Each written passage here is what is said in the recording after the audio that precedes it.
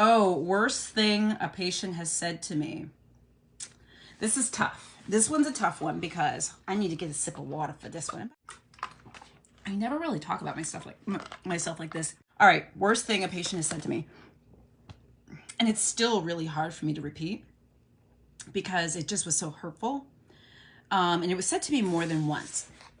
First time was when I was an intern working during an ER shift. And it was a patient in the ER. He said this to me. That was the first time this was said to me. And then another time this was said to me was when I think I was a young attending. And attending means you're a bona fide doctor. You're not a resident. Nobody's overseeing you. And I was young. It was like my first or second year. And it was hard. Both patients said to me that they wanted to see the white doctor. That they didn't want me to be their doctor, and that they wanted a white doctor. And the interesting thing about that is that, you know, hearing that, you may have in your mind who or what type of person might have said that. But the truth of the matter is, one person who said that was white and the other person who said that was black. And both people, separate times, separate years, said, I'd like to see a white doctor. And the interesting thing about this, guys, though, is that talking to my friends, girlfriends, guy friends, being of color in medicine, it's happened to almost most, at least many of my black female doctor friends, and if there are any doctors on, weigh in. But it's happened to a lot of us. It's not even uncommon, you know?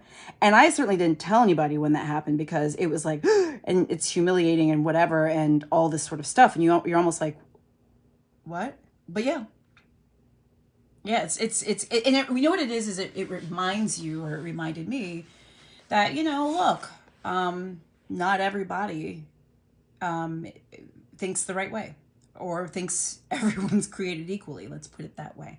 And, you know, I certainly could go on and on and on about that, but yeah, those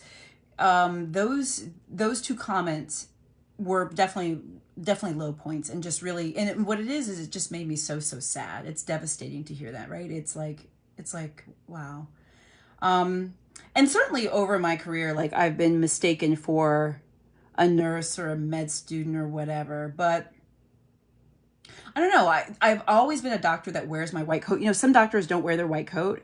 And one of the reasons why I wear my white coat is, number one, I don't want anyone to confuse me and my role. So they know that I'm a doctor. It also helps with identification, right? So they can read that on my name tag.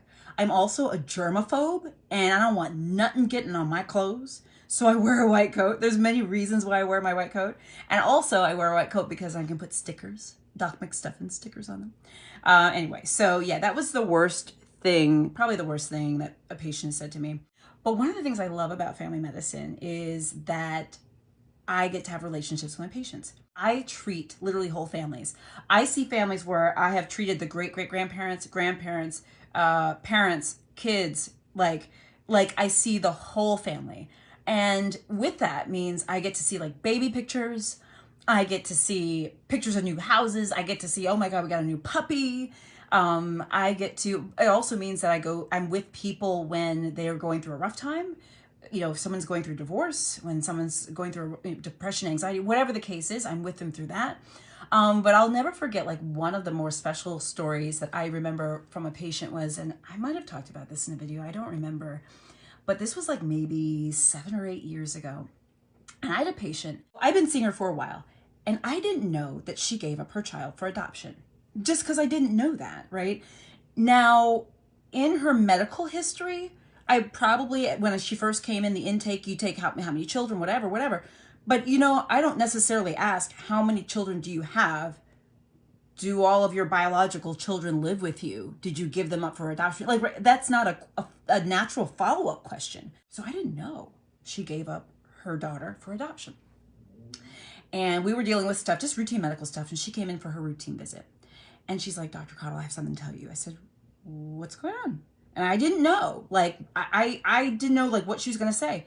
She's like, I just have this really big news and just want to tell you. I was like, okay, well, share on, honey, share on, tell me. And she was like, I found my I found my daughter. And I said, what? And she explained the story. She had her daughter when she was really, really young, and she gave her up for adoption.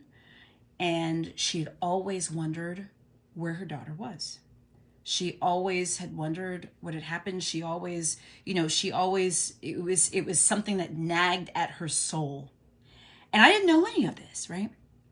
And she said, I don't remember how it happened. I don't remember if the daughter found her. I just don't remember how it happened. So, and again, this was like 7 or 8 years ago. But somehow she was in touch with her daughter. And I was like, oh my God, this is amazing. She goes, we're going to meet next week. And apparently I have a grandchild. My daughter has a child. Like, it was just overwhelming. And and I was like, oh my God. And she showed me pictures of the woman, like they'd been in contact, and they planned to meet. And so I said, well, you got to tell me like what happens. She comes back 2 weeks later, and really it was just like a social visit, which we don't usually do this. I mean, obviously I checked her blood pressure and like renewed her meds and did all that stuff. But she came in to show me video footage of her when she met her daughter. Oh God, this like makes me like tear. This gets me. She had video because her husband was taking video. She had video footage of when she met her daughter, her adult daughter, for the first time. And they're literally going up to each other, and they're like kind of running, and it was like literally it was like out of a movie. And they were hugging and crying, and it was just unbelievable. It was so beautiful. And she has a grandchild, and as she's telling me about this in the office, I'm sitting there crying like a baby. I lost my mind. I mean, we are both sitting there just crying and hooping and hollering, just acting a fool, because we're watching these videos of her meeting her child, her daughter, for the first time. And it was just so beautiful.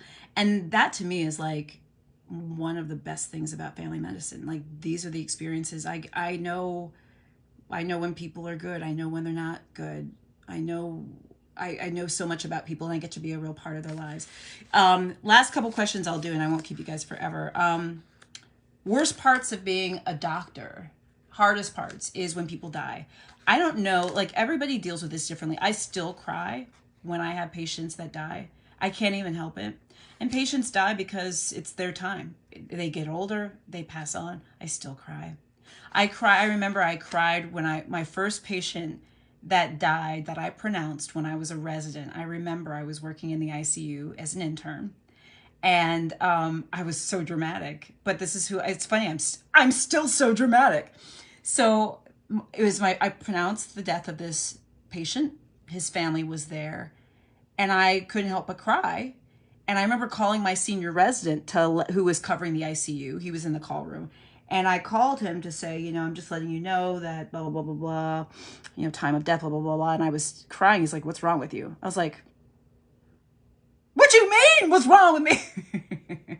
And I don't say this to laugh. I just say this to say, like, that's just who I am. And the funny thing is, like, I remember feeling embarrassed and a little ashamed, because I was like, oh, do we not get upset?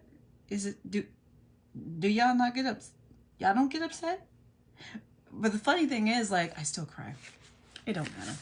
I still cry when people pass away. I'm definitely a dork when it comes to that. So all of this to say, I am so grateful for you guys. And that's just a little bit about me and questions that many people ask me. And I hope it like explains me a little bit better about why I do what I do. And I can't thank you enough for being on this journey with me, because it's everything. And I hope all of the conversations we have is helpful. So anyway, I love y'all. I really do. When I say that, I really mean it. You're like my friends in my head. All right, guys. Have a good night. I'll talk to you soon.